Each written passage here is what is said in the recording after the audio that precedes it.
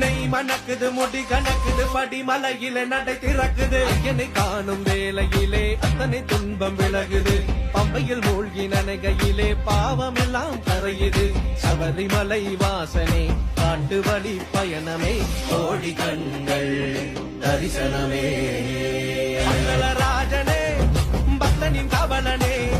18 படிவாரும் ஈசன் மைந்தனே மண்டல பூஜையே